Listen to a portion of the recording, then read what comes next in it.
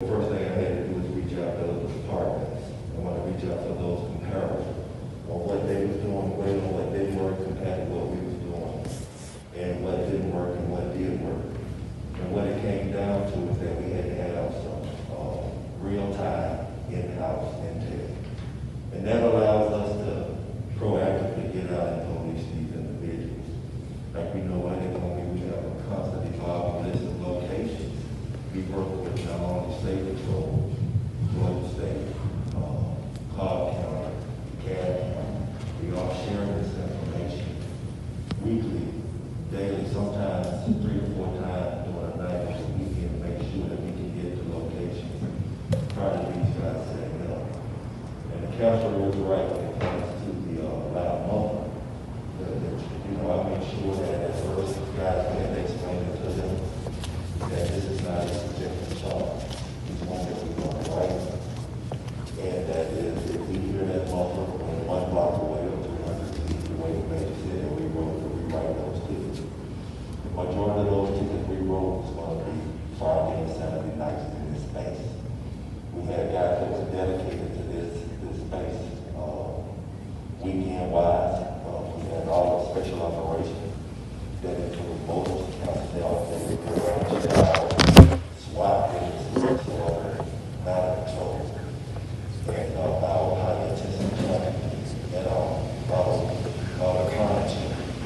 So we have a lot of resources along with outside agencies. So the last 3 years of response will not be organized crime. We organize units coming to your space. And what we do is, with our intel, it allows us to find out these organizers, who they are, where they live, how they operate.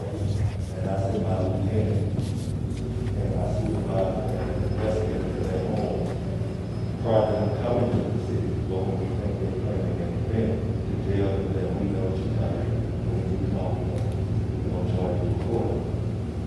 So that has helped us kind of drastically over the past 5 or 6 weeks. They decided to congregate outside of the city limits, south of 285. And we do have some spontaneous occurrences that take place. Now, multiples, we try to slightly as much as we possibly can. We're doing about 10 charges over the weekend per night, Friday and Saturday night. I told the chief that that's going to be a charge that we need to write public throughout and then clarify there to everyone. So we have to get in that space. Like this one lane's kids survivors do modifications, places on their vehicles to where that defines need to be more significant. Our street racing laws and ordinance I had to other states when I was doing my research compared to Charlotte, Mecklenburg, San Antonio, LA, Miami, is that one thing that kept them out of these locations have been built for street racing for 2 decades. But what they recently changed was it's hard to street race if you call and you're looking at a $20,000 fine. Your car is being impounded on YouTube, and you're going to lose your driving privilege for 5 years. So, you can go and you can get away with it. But that's where we are. I reach out to Amir and Captain Clay every Sunday to give a lot of crime enforcement to assist on time. And I email information is provided on the city website. We hang around that. Any persistent vehicle noise ordinance and property crime, special operation is on file. So I guess it's a question. And I just want to jump in and thank you for everything you do for us, Major Smith. But if you come to the NPUE meeting on the public safety meeting for the Midtown Association, I actually highlight those arrests that we make each month. So you can see the people and how many cycles they have and how many times they've been arrested. Just so you can see the hard work that his team has been putting in for the last few months. It's really amazing. I have a photo this thick of people who have been arrested.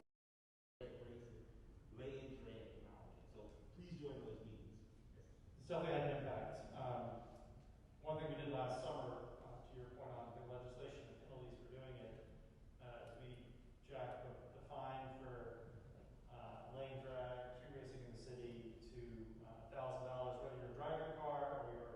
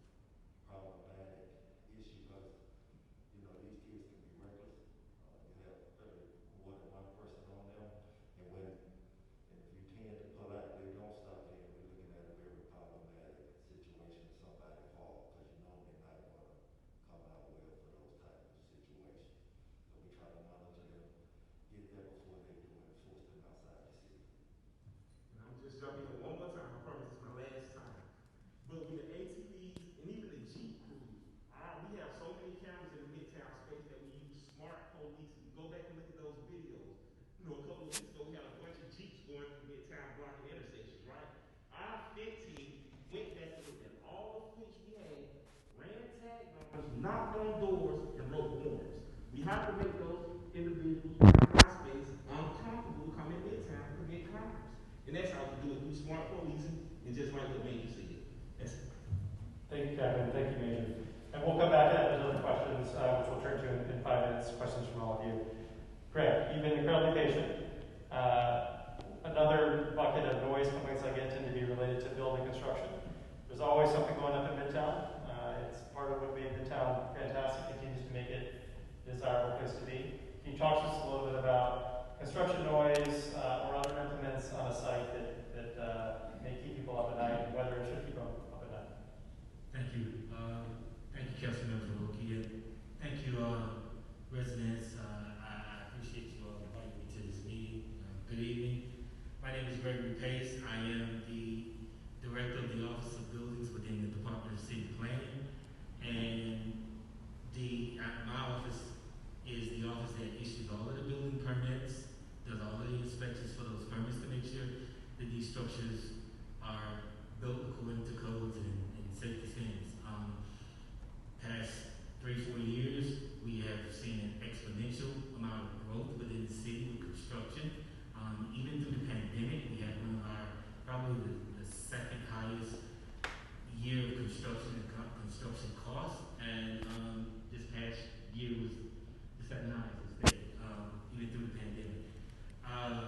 There has, as Councilmember Farokhi stated, they passed an ordinance that changed our construction noise, the time in which you can actually do construction. Those hours are from 7 a.m. to 7 p.m. weekdays, and on legal holidays and weekends, it's 9 a.m. to 7 p.m. Any construction noise that occurs, again, going back to Major Span's comments, that's more than 300 feet, you can hear it more than 300 feet away, is a violation. Now, my office does not enforce those violations. That is the police department. It is APD. You will have to contact your zone precinct. However, our office does, as Major Span stated, issue what we call temporary noise variance permits. You have a lot of contractors that are trying to meet deadlines or for weather purposes want to do concrete pours as early as they can to get their structures ready. They must apply within my office for that variance. We review that to see how far they are from a residential use, from residential property, and within, I think it's within 300 feet, if they're within 300 feet, not 500 feet, we will either deny the ask or adjust it to the reasonable time. Anytime we receive temporary noise variance, we will not renew it. The temporary noise variance is only good for 14 calendar days. After that, they must renew every single time. So we will have those that will renew over and over again. If we receive no complaints on it, we will continue to renew that permit. Mind you, the cost of this permit is only $25, so it is nothing for them to apply for it as many times as they need. And we try not to adjust that time earlier than 2 hours before and 2 hours after. So the earliest someone can start construction is 5 a.m. if we issue the temporary noise variance permit, and as late as 9 p.m. If we receive any calls or emails, which a lot of times council members' offices will receive a complaint, and if that complaint's come through he sends it to my office, and we realize that a temporary noise variance permit has been issued. If it's still active, we'll do one of two things. We'll send one of our building inspectors or code enforcement inspectors to the site to talk to the contractor about the complaints we're receiving, and we will not renew the noise variance permit once it expires. If it becomes egregious and it becomes an issue within the 14 business days that we issued that temporary noise variance permit, we will revoke that permit. One way that you can know that a temporary noise variance permit has been issued on a construction site, there should be a huge purple sign with a big N on it. Similar to the rezoning signs that you see and the tree posting signs, we have the same for a noise variance permit. It's a big purple sign with a big N on it. That means they've been granted a noise variance permit for 14 calendar days. And if you're having a problem with that noise that's coming from that site, as a result of that, early morning, late evenings, you can either send us an email to our office, and that email address is noisevariance-oob@atlantaga.gov, or just send it to the Office of Buildings website through one of those email addresses, or to one of the council members. And we work with the police department, local police precinct, to eliminate and try to help eradicate that issue if one continues to persist. So again, our office doesn't enforce it, but we do issue the variances, and we only issue the variances if there is no issues that we've noticed in that area and we haven't received any complaints. Some of these construction sites are legitimate, and they're actually really trying to get the construction up and running within a certain time frame, and they do watch the weather to look when their concrete pours are best, and they will ask for them. Some of them don't use the 14 days. Some only say, I'm only going to use it for 3 days or 4 days, whatever that construction, that pour is, and others may continue to do it on end every single opportunity that they have to get the project completed. So again, my name is Gregory Pace, and if you do need to call about a noise variance issue, the main number for that is 404-865-8550, and I'm here to answer any questions and to repeat that number and to give you all an email address again if you need to contact my office regarding that. Thank you, Greg. And I will say the Office of Buildings oftentimes sends me the proposed permit, and if I've had complaints from residents about it, if it's already been granted before, he says every 14 days they got to reapply. I will say, hey, this isn't working. You need to, cut it out. And they've been really responsive to that. The most, anyone live in the Reynolds, toward the south end of Midtown? So Emory University is building a new cancer center right across the Reynolds. They've had some variances that allowed them to start work at 4, sometimes at 4 a.m. They weren't permitted to, but they've started super early, and get a lot of complaints about it. I reached out to their office. They didn't renew the permit. They moved it to 6 a.m., and it's been working pretty smoothly. But just reach out to the Office of Buildings or myself if you're next to a construction site and you think they may be operating either too early or too late. We're happy to work on it with you. So let me ask very quick. Let me add to that. Again, my office does not issue a noise variance permit earlier than 5 a.m.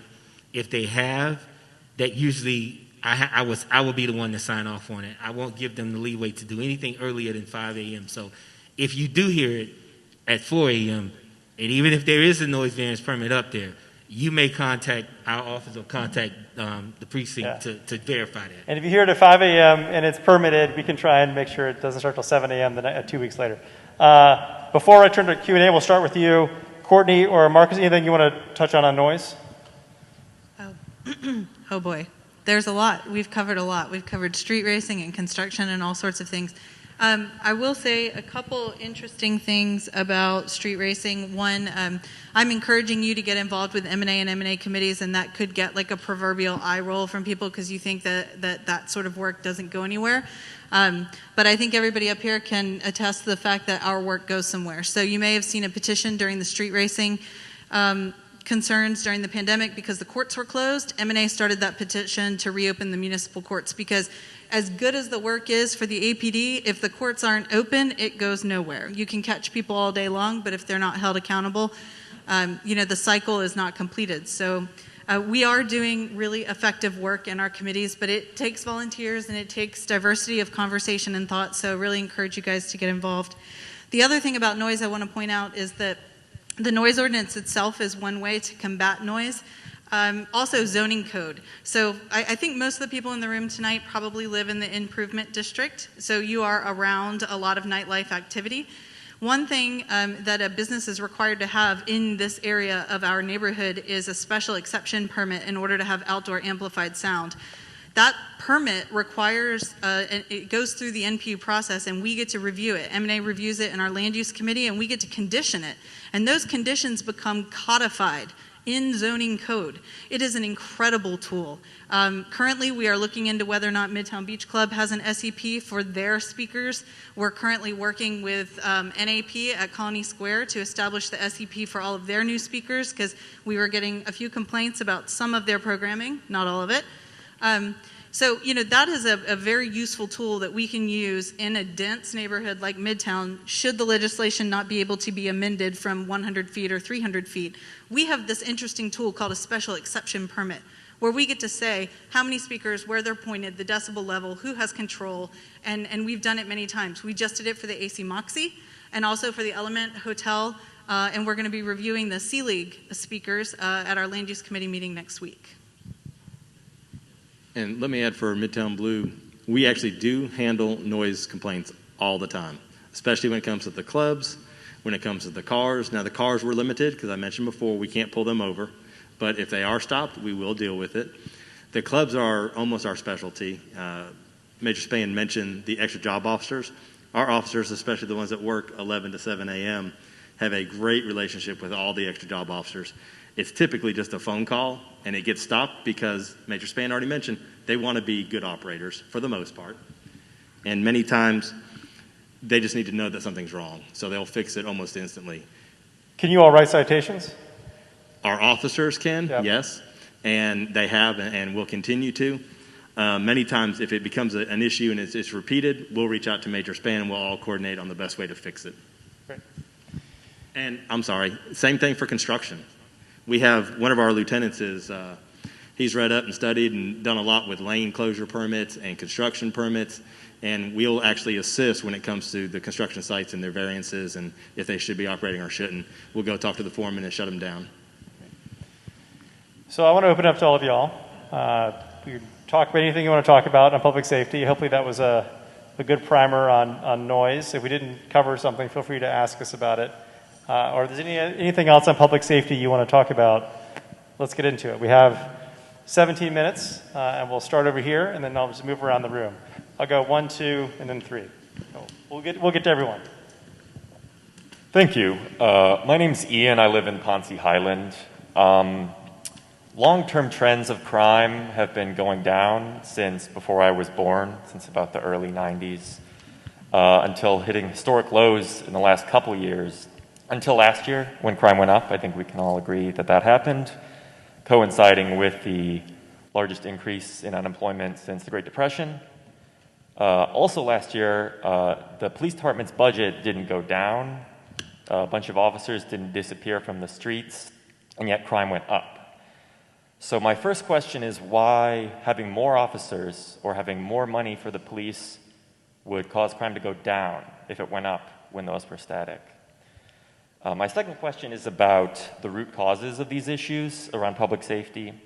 If we are concerned seeing unhoused individuals, instead of criminalizing homeless people, instead of having them being addressed by the police, why don't we invest in affordable housing or increase the criminally low minimum wage of $7.25 an hour? If we're concerned, sir, over there about instead of criminalize people just trying to get where they need to go, public transportation, that people can have access to the places they need to go. If we're concerned about gun violence, which we all are, which disproportionately affects young black men, a room full of solution to that is, why don't we ask the communities that are mostly affected by it? Why don't we try to improve opportunities for people so they have options other than crime? My second question is, why don't we take those solutions to these issues? And also, I would just like to formally ask Council Member for you to vote against the new police facility and the old Atlanta Prison Farm Forest. Wow, that was a lot. Jump on that first one right away. Just full disclosure. I just want to say I'm from Atlanta. I was born and raised here. I like to say I'm a Grady baby. I grew up just off Metropolitan and University in Zone 3. And one thing that I learned growing up on both sides of the track, if we got more police and visibility, bad guys don't want to commit crimes there. I still have family members that say, hey, look, I'm not going to this location because I know the police will be there. So if we're spread thin, our defense is gone. If you don't see police in blue lights, more crimes will be committed. It's like if you don't have enough lighting, the bad guys are going to go to where it's dark. If you don't have enough police officers, they're going to go to where police are not. They're going to know we're going to be busy handling 911 calls and just in the mix. They're going to say, oh, the police ain't going to stop me. He got too much other stuff to do. Now, back to last year. Why did crime go up then? It's a bunch of reasons. You know most of them. But our police department, we have people retire. We had a lot of police officers leave the department last year. We've been short for a number of years. We was just maintaining the best we could with the officers that we got. We was getting the bang for our buck off the few officers that we got. And if you look at Midtown and downtown, we have 18 skyscrapers going up. I mean, this space is huge. Labor Day weekend is coming up. We'll probably have 2 million people in this downtown and Midtown space between Dragon Con, the Jazz Festival, and all that. So we need more police. I'll pass it on to anybody else for the rest. So, I mean, you're asking big systemic questions, which is great. I mean, I grapple with this all the time. I know my colleagues do. I'll try and just be succinct, and I'm happy to carry on this conversation deeper after this because I want to make sure we get to a lot of folks.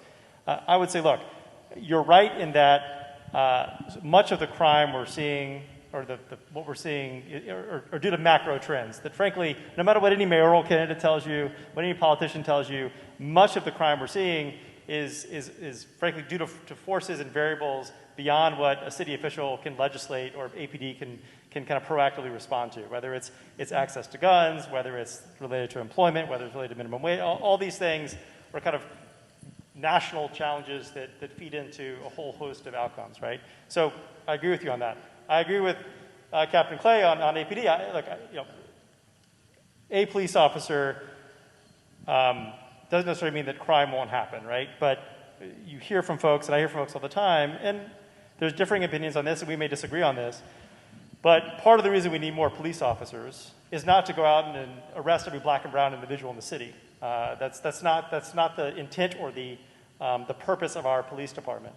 But when you have violations of the law, whether it's a noise ordinance or whether it's low-level pickpocketing, which may reflect systemic poverty issues and lack of social mobility, and you're not policing them or you're not addressing them, whether it's with an arrest or a social service response, which is something I think we're all grappling with in American cities, is what should policing look like? What should public safety look like? Do we need armed officers showing up for everything that we're calling them for? Should an armed officer have to show up to a club that has this music too loud? In Berkeley, California, they now have non-armed public safety responders show up to every traffic incident. There's no police responding to traffic incidents. So I think we're having these conversations as a city and as cities. But if you don't have the people power to address all the issues on the public safety spectrum, whether it's an armed officer or not, I think that's something we have to kind of come to some greater clarity on as to what works best for people in the community and for public safety. But if you don't have people addressing those issues, people don't want to live in the city, and people don't want to have their businesses in the city, and it starts to spiral. And so there's a balancing act here between quality of life, public safety, while also respecting, freedom of speech, civil liberties, all these variables that we want to kind of make work in our city. You asked me, you touched on a lot of other bigger issues that I'm happy to talk about offline, but we're running short on time. On the public safety facility, we had a vote at Public Safety Committee yesterday. This is for those who may not be aware, there's a proposed police and fire training facility proposed to be built, paid for largely through philanthropic private dollars, at a piece of property the city owns outside the city of Atlanta in DeKalb County that's currently largely a forest that used to be an old prison farm. It's been clear-cut a number of times over the years. It is part, on one hand, it's been envisioned for an urban forest as part of a 3,000-acre piece. But there's a proposal to use about 80 acres of it for a new public safety training facility. APD and the fire department have really abysmal facilities as it is. I voted for it yesterday at committee. My primary concern is, frankly, the tree canopy in the forest. There's a lot of misinformation that there's going to be 300 acres clear cut. That's not at all true. We have an amendment, a substitute paper coming before. It came through Finance Committee today because the paper went from Public Safety to Finance, that is trying to limit the amount of space that can be used on that footprint. I suspect your issue with it is more on philosophical, like we don't want cops trained at this site. I would also note the fire department would also be trained there. I disagree with you on that. My My anxiety has been around tree preservation and environmental concerns with the property, which we're working through, hopefully before it comes to council next Monday. I want to get a few more questions. I'm happy to continue the conversation afterwards, or if we could grab coffee sometime, I'm happy to do that too. Yes, sir. I have a question about noise. I live close to Piedmont Park. My wife and I live close to Piedmont Park. And I'm not questioning noise or sound that comes from scheduled events like the Dogwood Festival or any of the concerts. But there are private parties that are held in the park where the sound, I live on 13th Street and I can hear the sound from private parties at my condo. It's got to be a quarter of a mile or more, I would think. Do you have jurisdiction or do you have any jurisdiction over the sound that's happening in Piedmont Park? Yeah, so we work with Parks and Recs all the time. If it's not, especially if it's not a permitted event, excuse me, they should not even be doing that. Should not even be in the park with amplified sound. Anything that's in the park with amplified sound should have a permit, and that permit allows them to have that noise. If it's not permitted, though, that's one of the things that you need to reach out to us on, and we'll gladly take care of that. That's not a problem. If it's permitted, are they allowed? If it's permitted, are they allowed to turn it up so that I can hear it on 13th Street? Well, you still shouldn't hear it at 13th Street. You still should not. So when we have that situation, I think we just allow us the opportunity to correct it. Let's fix it, So just call us when you hear it. Did you want to add something, Courtney? I was just going to say, if you wanted to be proactive and understand what you're hearing and whether or not it's permitted, there are two ways you can do it. One is the City of Atlanta has a website, the Mayor's Office of Special Events, and they put events on their calendar. Now, the event has to opt in to be put on the public calendar, and if it's a private event, it probably would not be, because they don't want to attract, the public to come to their event, being private. But the Midtown Neighbors Association is about to launch a new calendar on our website, which will have all assemblies, large gatherings, and outdoor festivals listed. So you will be able to see what's happening in the park. Outdoor festivals are the ones that have big permits that go through a lot of review by both our organization and the APD. But you're probably talking about large gatherings, which are a little bit smaller, but we're going to put those on our calendar as well. Hi, everybody. My name is Henry. Thank you, council member. I've emailed you several times, and thank you for your quick responses.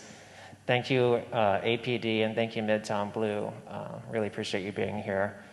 I have two questions, but I just want to say that I want you to imagine that it's 2 a.m. on a Thursday night, and you haven't slept well because your work is killing you, and there's noise coming in your apartment and into your bedroom and into your mind from these clubs that weren't there when you moved in. And I don't know if they're 300 feet away, but they're several blocks away. And now I want you to imagine that it's Friday night at 2:30 a.m. and you haven't slept. And the noise is pounding and pounding and pounding. And then imagine it's Saturday night at 2:30 a.m. and this is your fifth 911 call for a month in a row, and absolutely nothing has changed. And then I want you to imagine that it's Sunday night, and it's around about midnight, and it's the same thing, and you are so thankful that tomorrow's Monday because that's your one night of the week that you can actually sleep, one night of the week, because on Tuesday, guess what? That's when club traffic starts up.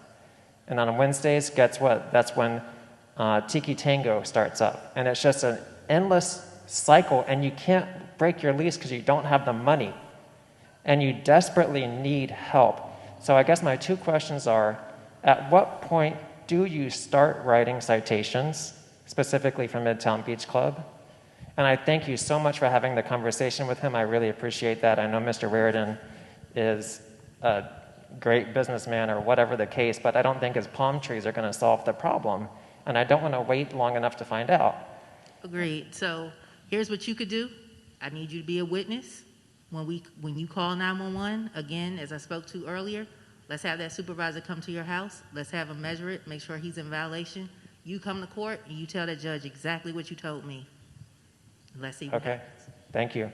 And I guess my second question would be just for us to have a conversation, is 300 feet a relevant amount of distance when we live in such a densely populated area, because we don't live far, spread out like in the suburbs, we live up. So one block is only a couple feet, but it affects thousands of families. So I don't think that 300 feet is a relevant number. And with that, just thank you so much. This is where I think that the SEP can be really important, because we can condition the operating hours of those speakers. So I would, let's talk after the meeting. I'll give you my business card, and maybe you could get involved with those discussions. And I'm going to look at the 300 feet to see the legality and how nuanced we can get about Midtown or other densely populated areas. But I did hear, talk to an officer. The officer won't, in Midtown, you got to go up into the unit to measure those 300 feet, or to kind of say, this is what I'm hearing from a person who complained. So I want to make sure the APD is committing to send someone up to the unit if someone calls. And I know it can be uncomfortable for you if it's 2 a.m. and you've called 911 and you're in your pajamas, you don't want to let an officer in. But if that's what's got to happen, it's going to require y'all to go up and you guys to let someone up to meet with them. So we're going to do it. Yes. Okay. It's not just police. It's got to be a team. I remember hearing something about how lots of liquor licenses are run where they're supposed to sell 50% food and 50% liquor, but that was on an honor system, but we're going to start to monitor some of that. Amir, would you like to extend by an hour? Yeah. This is what the city is cracking down on a park. Someone will get frankly, a restaurant license, or right, and that they're supposed to be selling a certain percentage of their proceeds for food, but really it's all alcohol. And so I think we're working to crack down on that. Courtney, you may have a more finer point. They review a lot of these businesses as they come through M&A. Do you want to speak to it really quickly? So Midtown Neighbors has a committee called License and Permits, and for decades and decades, we review the liquor licenses that come through the entire Midtown neighborhood. And we have a pretty experienced team of people, but if you're interested, I invite you to come. But, Chapter 10 is really complex, and Chapter 10 is the zoning code that applies to alcohol licensing. And so what we find our licensees are able to essentially game the system a bit. And so out of M&A's experience, there was an organization created by us called CLEAR, which is a combination of a number of neighborhoods in the city of Atlanta and the leaders that review those applications for their neighborhoods, to address flaws in code that allow these sort of things to happen. So we're currently drafting some language right now in collaboration with council people and the GRA and APD's advice to strengthen enforcement tools and also address the definitions that are insufficient. So, what is defined as a restaurant versus a lounge, bar, or nightclub needs to be revisited. And so it would take hours to walk through it all. But if you want to get into it, come on. We've got a committee to get into it. Yeah. So we're a few minutes before 7:30. I want to respect the fact that we are guests here of the Atlanta History Center. And Lori Stevens, if you want to raise your hand. The Atlanta History Center owns Margaret Mitchell House, this property. They've been kind enough to have us here tonight, and I want to be respectful of their generosity. So thank you. I see 3 questions. We're just going to go rapid fire. So I'm going to ask you to ask your question. I'm going to bring the mic, and we'll go 1 or 2 and 3, and then we'll answer it, and we'll bid everyone good night. If your question was, we'll go 4. 1, 2, 3, 4. And then if it didn't get answered, happy to talk one-on-one after the fact. So let's go rapid fire and let Atlanta History Center have their space back. Sure thing. Thanks, Amir. And thanks, everyone, for showing up. Bill McGill, I live at Peachtree and 5th. I'll just be kind of brief here since we're pressed on time.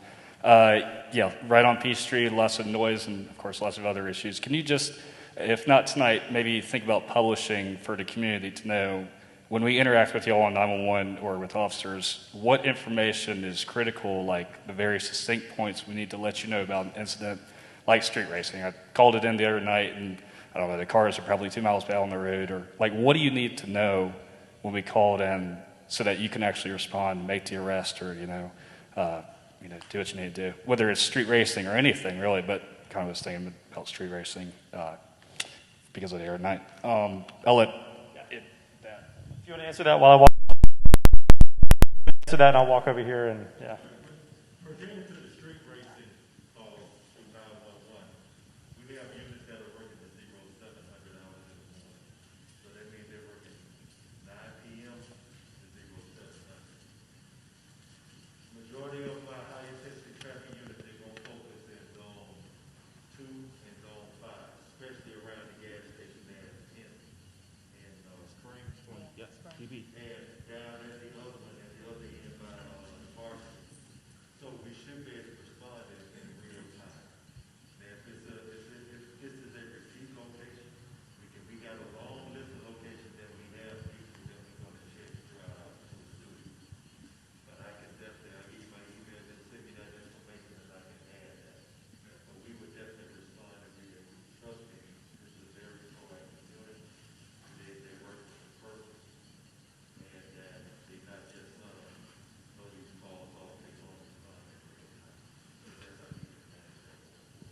right, real quick. When you call 911, always be honest. Don't try to say anything to make them come faster. Just say what's going on. The dispatcher will prioritize it. We're very busy. We have everything happening from car accidents to people getting shot. So just be honest, and we'll get there in the priority, and the dispatcher will make a priority what it should be. It's very fluid. So it's no trick or magic around it. It's just what's going on at the time. And I would say give a great description, the best description you could.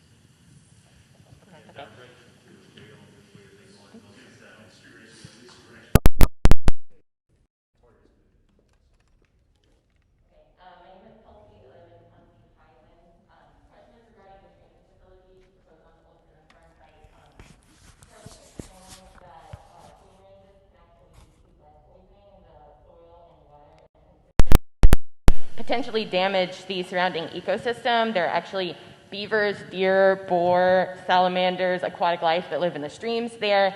Are you, one, concerned about the environmental consequences of shooting ranges, weapons testing, a space for burning buildings tests that will be happening on this site? And are you also concerned about the potential harm to surrounding residents, especially since this is being proposed to be constructed in a predominantly black community in DeKalb County? To me, this seems like an example of environmental racism. So I just want to know what your response is to that. Sure. Thank you for that. I'll respond quickly. The shooting range, next to the dump, that's for decades. Right behind the So I think dump. the question is it environmentally sound now? Will it be environmentally sound in the future, assuming it's passed? We put that question to the Police Foundation. They say they're working within EPA guidelines. I'm happy to talk with you about are there more screws and stricter kind of thinking we should be putting around it. And then some legislation, I think, was amended today. I wasn't in the committee because it's not my committee, that established with DeKalb County commissioners and area residents an oversight, community oversight board that will work with the Police Foundation in the city to make sure that resident needs are being met in the community. But as more details come out on that, happy to talk with you about it as well. We're going to go final two, and I know you had your hand up, but we've got to draw to a close. I'm sorry. I'm happy to talk with you about it offline. One, and then two. Oh, yes. What I've done, I've written you several times, and you have to reply. And I need a reply, and I want it when you come back to your office. And not just only that, homelessness is not a crime. I've been marching with many people for stop eminent domain, and I've been marching for all these young black people who've been killed out here in Atlanta and different places.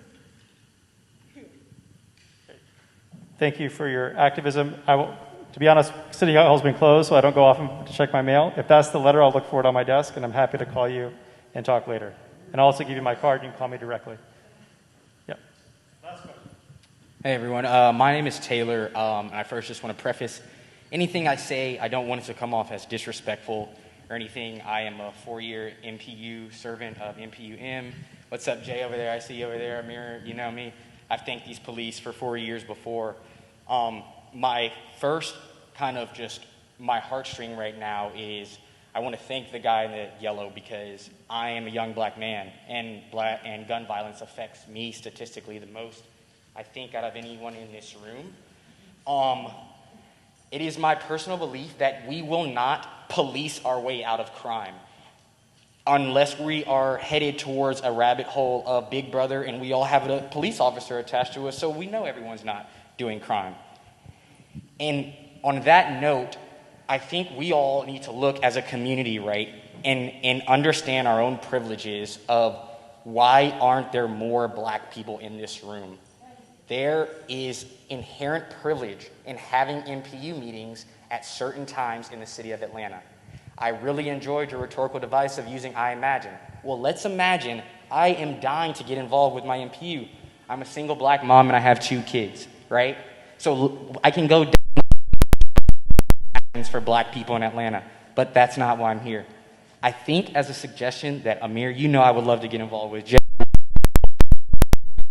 The city of Atlanta needs to understand the nuances of the MPU system from MPU-M to E to Grant Park because it stifles the police's ability to know what they are able to go and correct.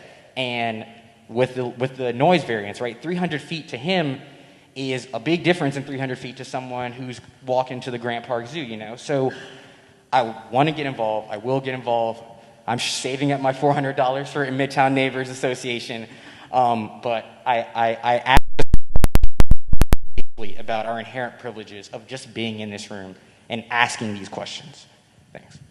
Amir, can I take a second to make some NPU remarks? Please. Well, a generous donation of $400 would be amazing, but you can also join for $50. So join sooner, please, and get involved because you clearly have a passion. The NPU meetings at 6:30 were hard for me to meet, and I knew they were going to be there every month, and I'm on the board, and I have to be there. I was racing to get there in person. I honestly think the transition to the virtual platform has made all the difference in participation, from city departments showing up more consistently to residents being able to participate because they can bathe their children, put them to bed, make dinner, do work, fold laundry, whatever they need to do while they can still listen. They can raise their digital hand if they want to say something, but they leave that meeting that night being more informed. So I'm a big proponent of keeping the NPU meetings on a virtual platform and not going back to in-person. Also because if the city wanted to mandate it, they could be recorded. So if someone were working, to your point, and unable to co-listen, they could watch it later.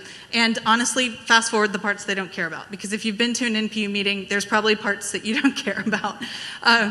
I care about every part, but you don't have to participate in every part. So I totally hear you and know that NPUE is advocating to keep it accessible.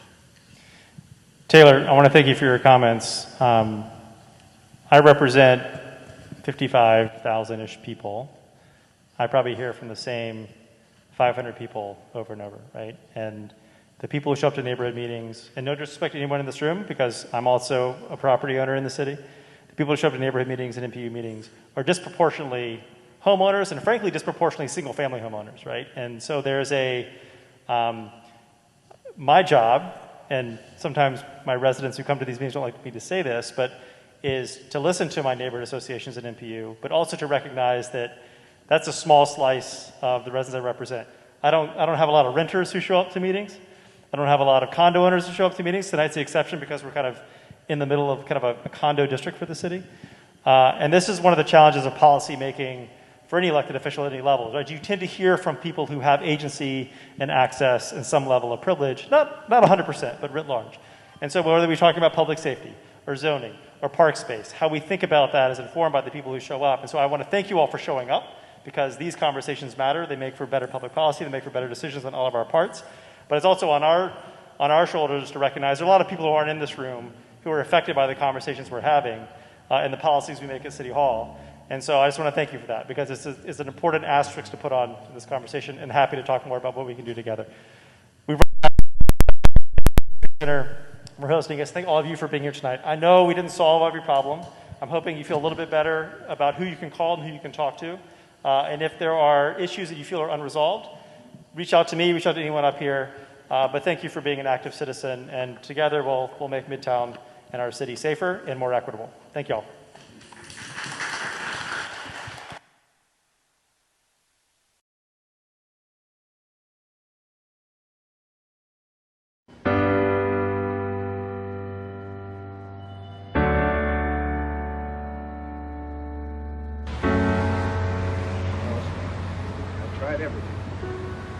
Me halfway. Even when I came back from London. I was, but you were so down. You're safe.